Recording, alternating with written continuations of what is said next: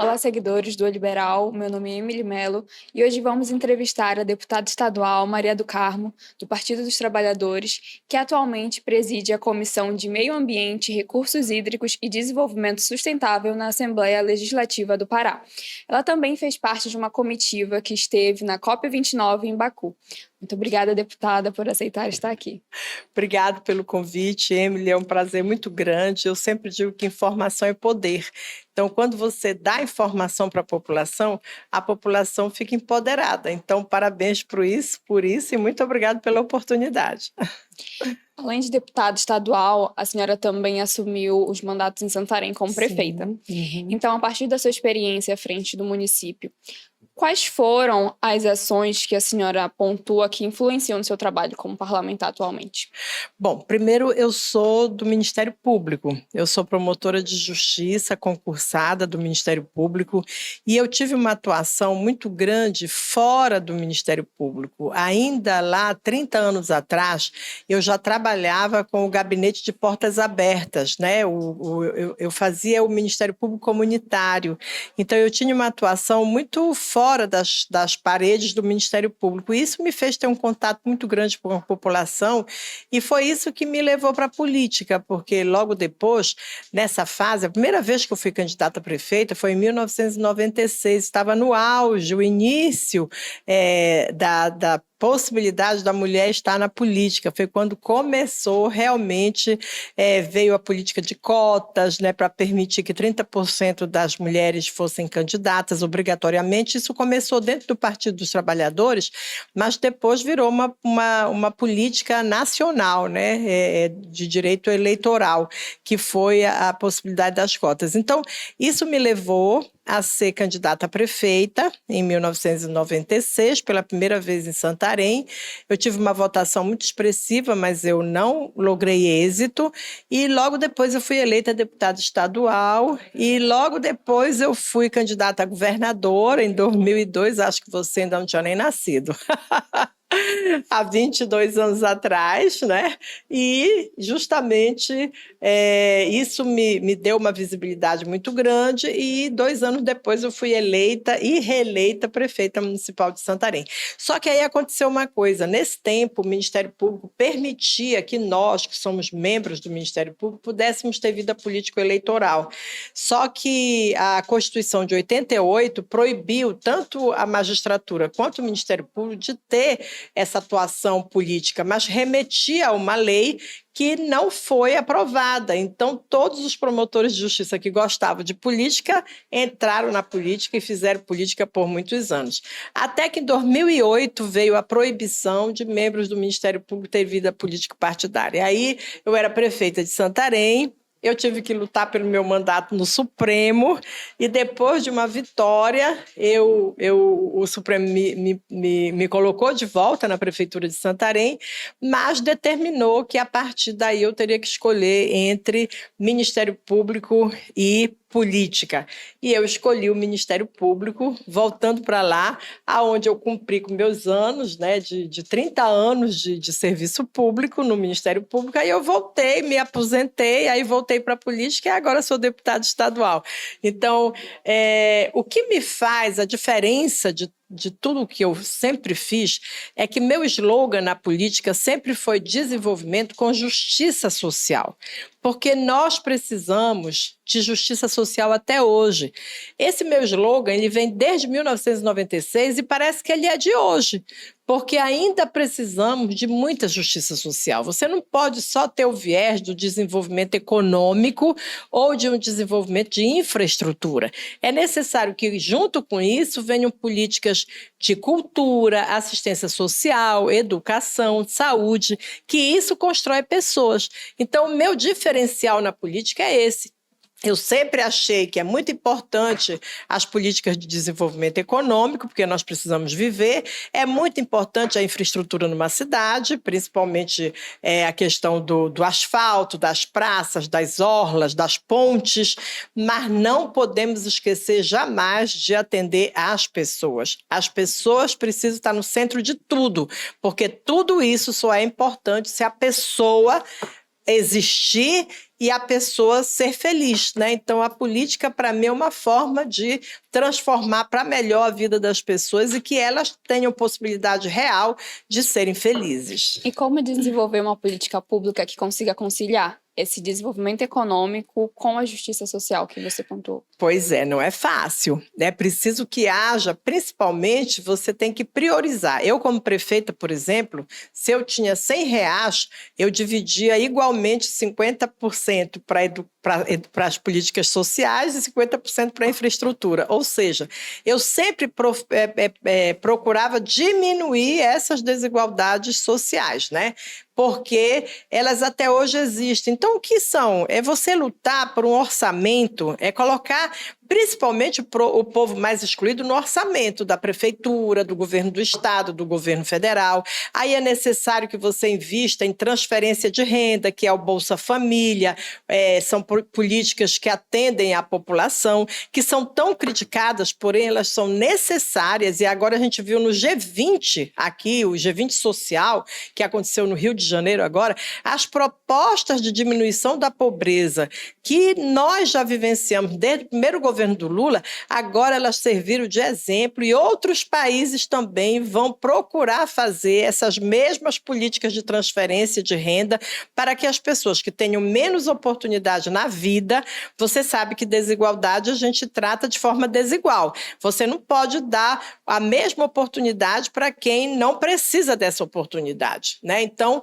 esse equilíbrio ele é necessário. E no G20 agora você viu que as questões de transferência de renda, de ajuda da população, de mais universidades públicas, de mais unidades de saúde pública, que as pessoas possam realmente ser atendidas em hospitais públicos de qualidade, né? Que as pessoas possam ter oportunidade de emprego, de geração de emprego, de renda.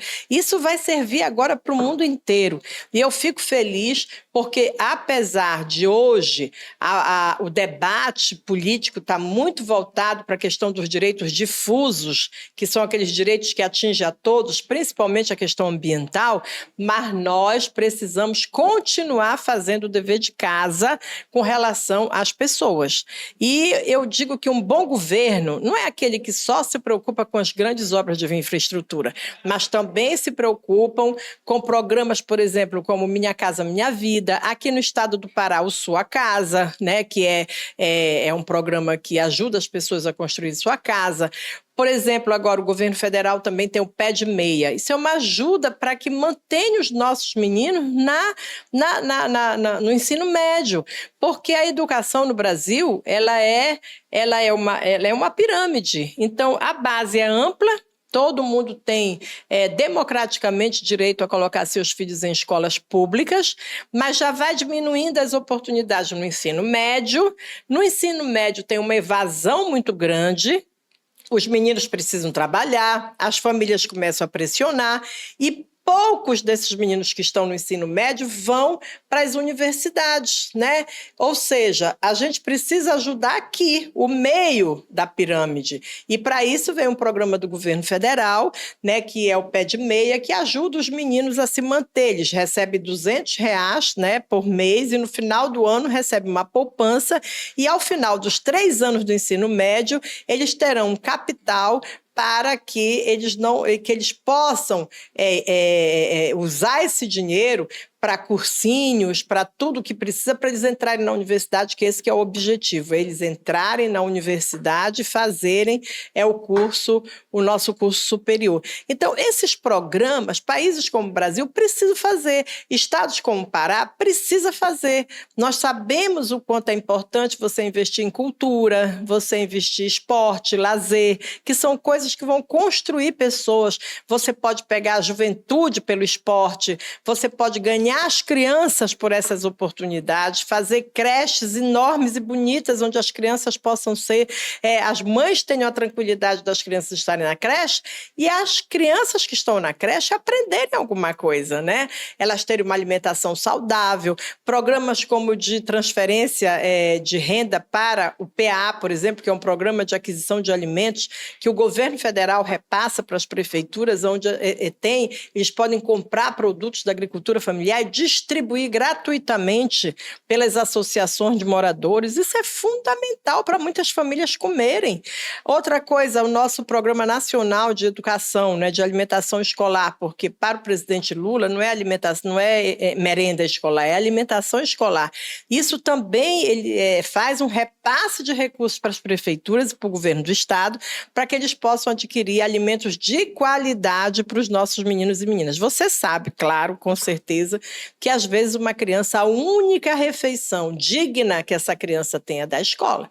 É por isso que a gente tem que ter cuidado nas férias, a gente tem que ter cuidado nos feriados, quando você suspende as aulas, porque às vezes muitas dessas crianças vão deixar de fazer uma alimentação saudável porque não estão na escola. Essa realidade a gente quer mudar, claro que nós queremos mudar, mas a gente sabe que hoje ainda tem muita dificuldade, por isso esses programas precisam ser mantidos. E no G20 Social, o Brasil deu um show. E nós conseguimos que os nossos exemplos agora vão para outros países que também precisam erradicar a pobreza. Como pontuado pela senhora no início, a questão de gênero ainda é muito pertinente, principalmente no meio político. Sim. Então, tem alguma iniciativa, algum projeto que é desenvolvido pela senhora que seja relacionado a isso? Nós temos vários projetos, a nossa bancada são 7 deputadas estaduais, todas nós temos um compromisso muito grande, eu diria que com a libertação das mulheres, né? Mas os projetos principais é principalmente voltado à questão da violência de gênero na política, violência de gênero na vida pessoal, as mulheres que são vítimas de violência dentro de casa. Então, nós temos vários projetos que garantem a segurança das mulheres, vários projetos que garantem a maternidade, onde a gente pede e já conseguiu que nas escolas estaduais tenham creches, né? Que as universidades também deem oportunidade para as mulheres que às vezes são mães de repente, que não estava programado. A empregabilidade da mulher é muito importante, nós também temos projetos nesse sentido. A igualdade salarial, que é uma proposta do governo federal e que vem também para o estado e para os municípios.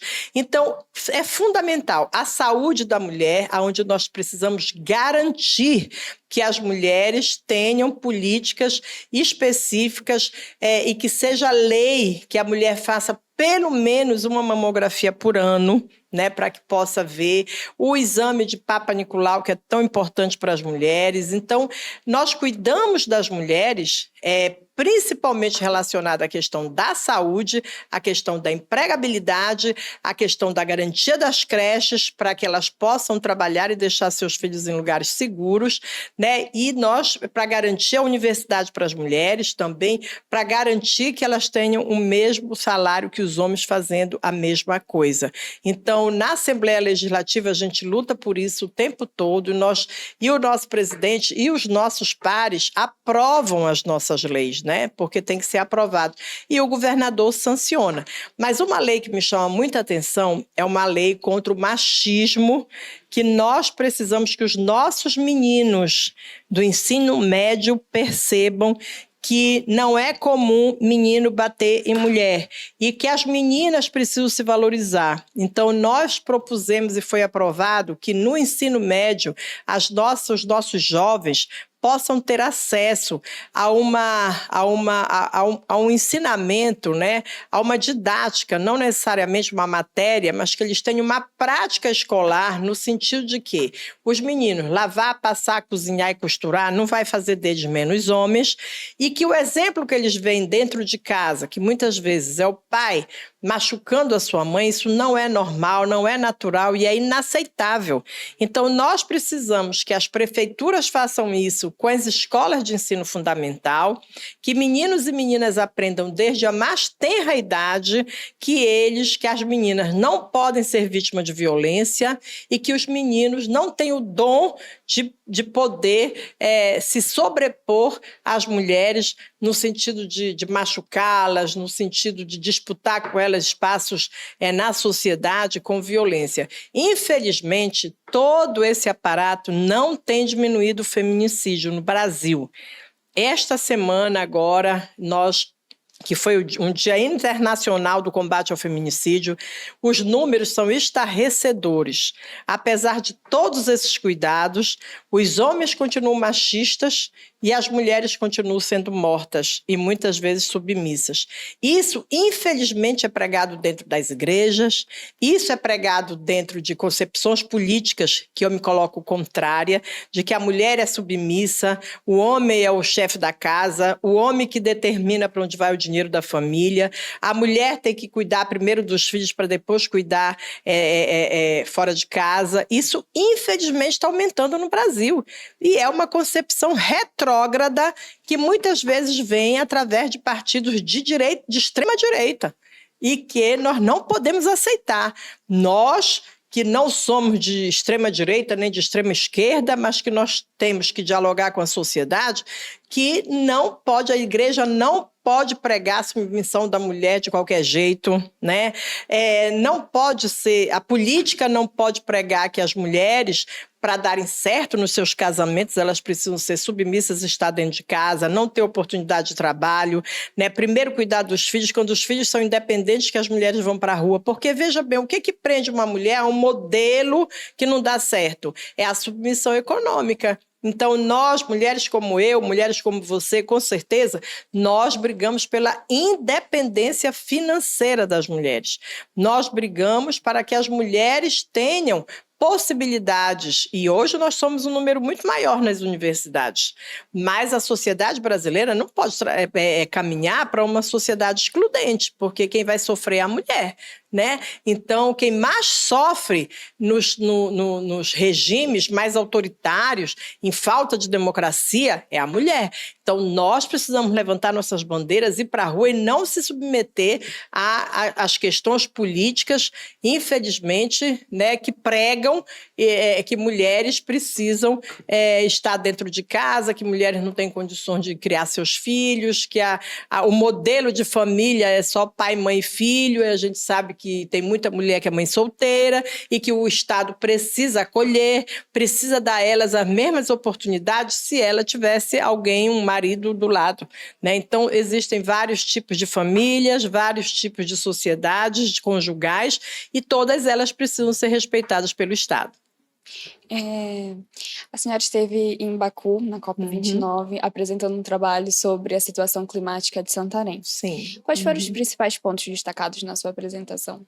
Primeiro, eu quero dizer assim, com muita alegria, que foi a primeira vez na história das COPs que uma Assembleia Legislativa teve uma mesa, teve um assento à mesa, e o nosso presidente pôde conversar e dialogar com o mundo sobre o que acontece aqui. Então, eu quero agradecer ao presidente Chicão, eu quero agradecer à vice-governadora Hanna, que foi quem conseguiu esse espaço para que nós, da Assembleia Legislativa, pudéssemos dialogar também com o mundo, né, através dos problemas ambientais que nós enfrentamos. Bom, a nossa região do oeste do Pará, ela tem sido uma das regiões do estado do Pará que mais está sofrendo com as mudanças climáticas. As mudanças climáticas, elas são uma realidade.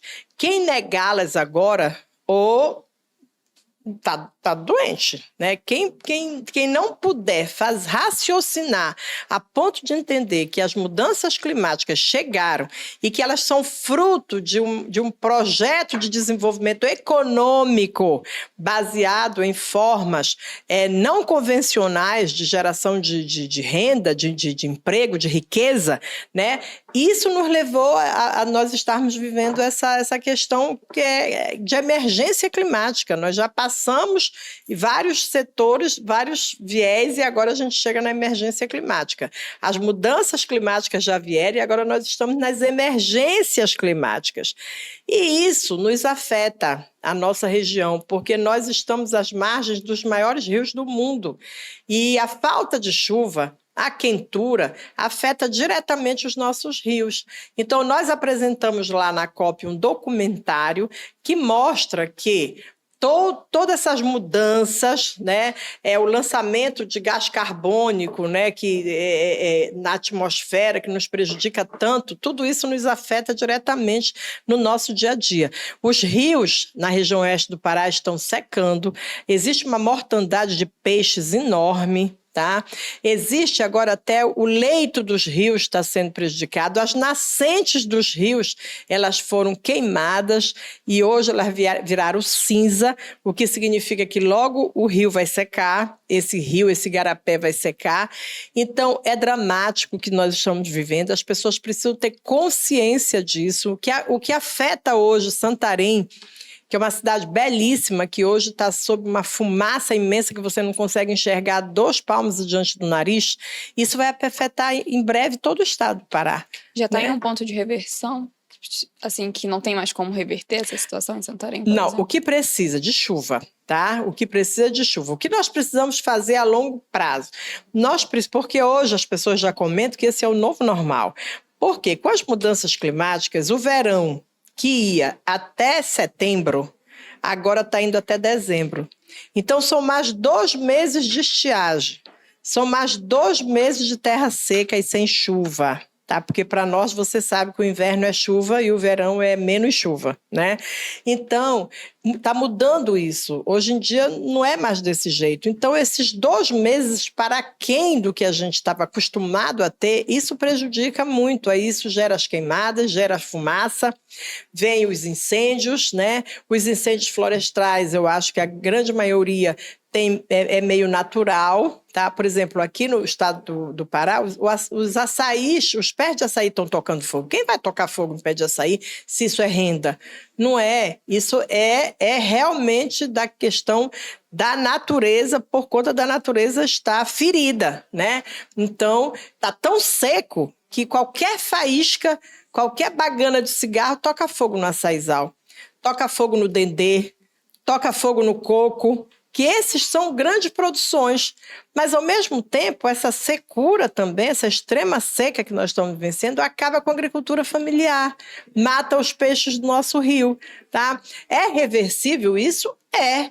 Qual é? A gente precisa tomar cuidado, a gente precisa diminuir as queimadas, a gente precisa acabar com o desmatamento na Amazônia, e os grandes países que poluem, né, a atmosfera global também precisam rever suas posições com relação a isso, porque isso nos afeta. É reversível, mas já está virando o novo normal. O novo normal é quentura, falta de chuva, e isso é dramático para todos nós. Afeta as mulheres, principalmente. A vulnerabilidade maior é das mulheres, as mulheres que precisam da água para cozinhar, para lavar, para passar, para cuidar de filhos, os meninos que não têm como ir para a escola. Então, afeta a vida da mulher, afeta a agricultura familiar, afeta o nosso direito a uma alimentação saudável. Tudo isso é um caos. Então, a gente precisa usar toda a nossa inteligência de seres humanos, tá? Para que a gente possa colocar de novo a nossa região, o nosso planeta, a nossa Terra no rumo. E isso significa diminuir a emissão de gás carbônico, mudar o modal de transporte, mudar o modal de geração de energia, entendeu? Tudo isso. Então, são mudanças muito grandes. Agora, com a eleição do Trump, o Trump vai sair dos debates ambientais, porque ele é contra, ele vai continuar emitindo gases do efeito estufa. Ele já comunicou que ele não vai participar. O nosso governador Helder está fazendo de tudo para ele vir o ano que vem, ou mandar uma comitiva do governo americano, porque sem os Estados Unidos sentado na mesa de negociação, significa que 30% do que precisa ser feito não vai ser feito. Se a China decidir também não participar, são eles os 2 maiores poluidores do mundo, né, que jogam porque são países altamente industrializados. Então, ou eles vêm e assinam, participam, tentam ver como é que diminui essa emissão, ou a gente vai piorar a nossa situação. E o Trump veio para piorar, ele já anunciou que não vai dar dinheiro. Olha, esse ano lá na COP, era 1 trilhão que estava previsto de dinheiro para os países que precisam. Ficou em 300 milhões de reais. Entendeu? De dólares, desculpa. Quer dizer, eles diminuíram, eles não querem mais nem dar dinheiro. Porque quando você pensa uma COP, você pensa que só é debatido o lado social, o lado de quem defende o meio ambiente, né? Não. As maiores comitivas que vão para a COP são as que querem poluir, as que querem continuar com a indústria. Então, por exemplo, a gente senta numa mesa de negociação para diminuir o petróleo, por exemplo, para diminuir que você use o petróleo como base, né, de uma base energética, exatamente, de uma matriz energética. Só que vai 5 para defender contra e vai 15 para defender a favor. Entendeu? Porque as empresas do mundo se reúnem, participam, vão para o debate e tudo é votado, vota contra. Então, por exemplo, enquanto muitos países se preparam para ter matrizes energéticas não baseadas, né, na combustíveis fósseis, o que acontece? Outros estão justamente dizendo que a gente não pode abrir mão de uma riqueza como essa. Está aí o debate aqui na Foz do Amazonas, né? Entre explorar ou não o petróleo. É difícil você ter uma riqueza, como é o petróleo que tem aqui na nossa, e abrir mão disso, né? Com o povo pobre que ainda tem no Pará, com o povo pobre que ainda tem ao redor aí. É um debate grande, mas é um debate bom de ser feito. E como é que a senhora avalia a recepção da comunidade internacional desse documentário que foi apresentado pela senhora? Muito boa, muito boa. Eles me pediram cópias, levaram. Eles querem, o ano que vem, quando está aqui, eles querem dialogar com essas comunidades, mas principalmente eles se preocupam com o financiamento dessas políticas. Porque, por exemplo, como é que se resolve isso, tá? A longo prazo, nós precisamos de muitos poços, tá? Essas pessoas precisam de água, de uma água limpa, porque o debate hoje já não é mais nem a água suja que eles captam para tomar, né, nas épocas da seca, tá? O debate já é a falta de água.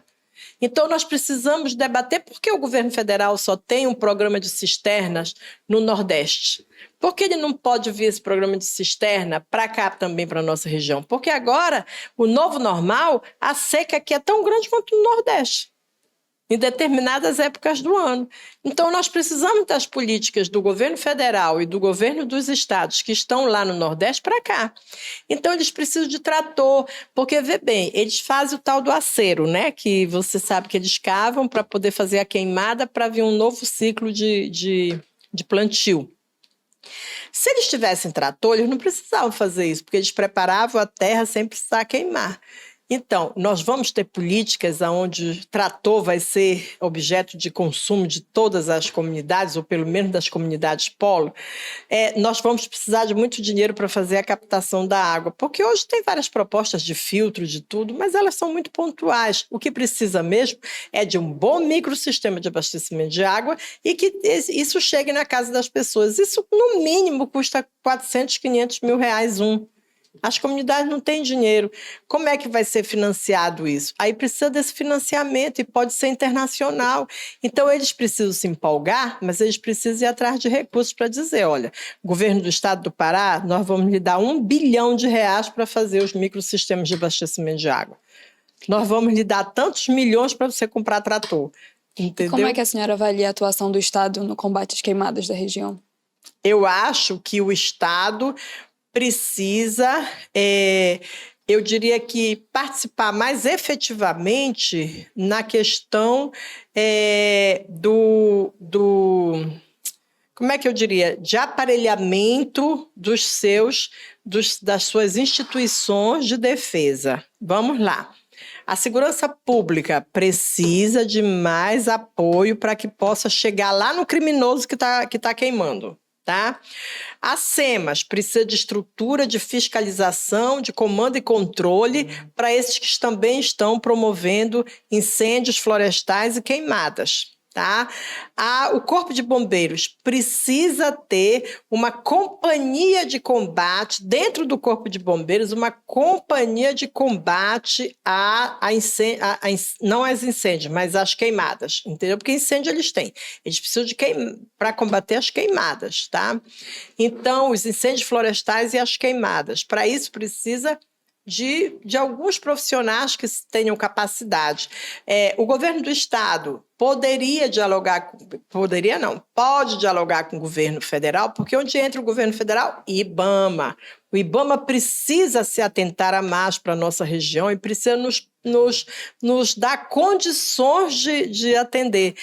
O governo do estado doa muita cesta básica, faz uma ajuda humanitária. Eu acho que o governo federal precisa ir além disso.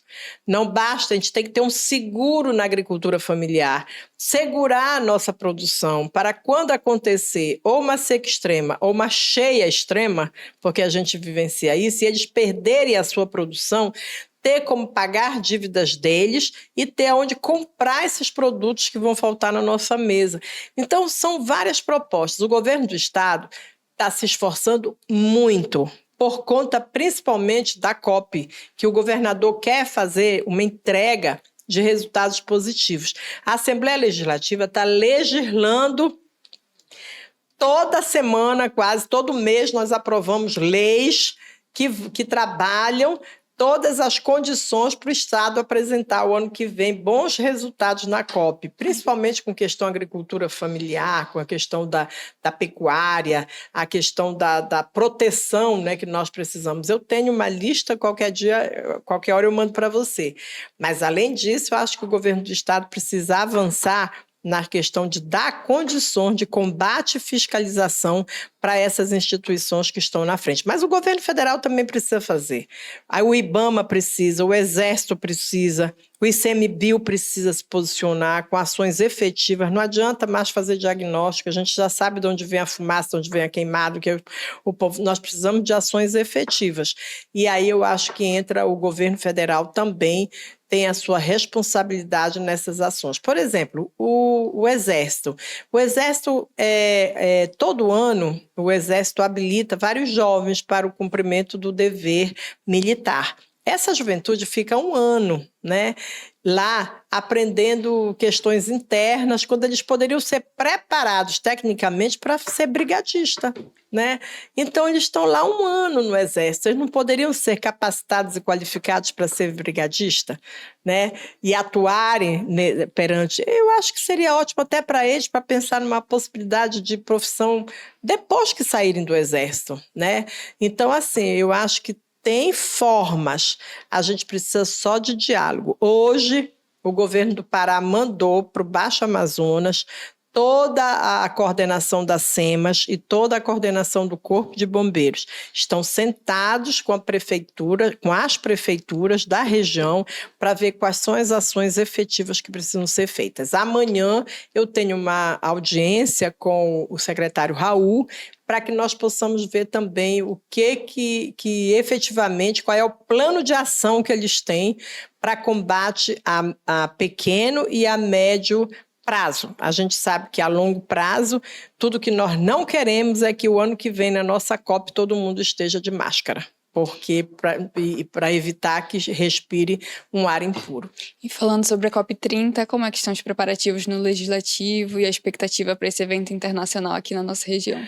Olha, o governo do estado, ele fica responsável pela infraestrutura, né? As obras que estão acontecendo, você está acompanhando, a cidade de Belém está em obras, né? É uma cidade que está um canteiro de obras, com obras de responsabilidade da prefeitura e do governo do estado. O governo federal nunca investiu tanto aqui, são mais de 300 bilhões de reais sendo investidos em Belém para que nós possamos ter uma infraestrutura, né, que é a responsabilidade do Estado, de mostrar uma cidade aonde que não seja, pode até, assim, as outras cidades são muito bonitas, onde já foi a COP, né?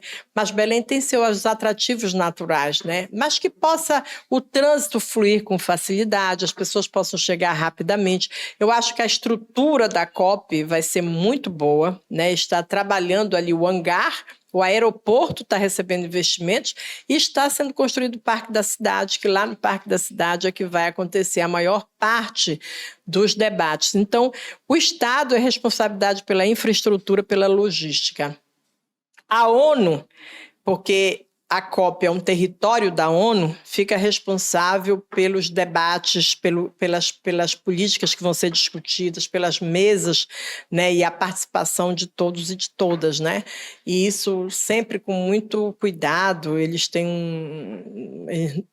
porque você sabe que pode acontecer atentados, essas coisas, então eles têm muito cuidado com relação a isso, a segurança dos chefes de Estado e tudo mais, né? Então, o governo do Estado, quem coordena aqui é a vice-governadora, né, a Hanna, logística de hotel, né, que estão sendo construídos, precisa hospedar todo esse pessoal, de transporte, de infraestrutura, de cultura, né, de locais onde as pessoas possam ir também frequentar depois.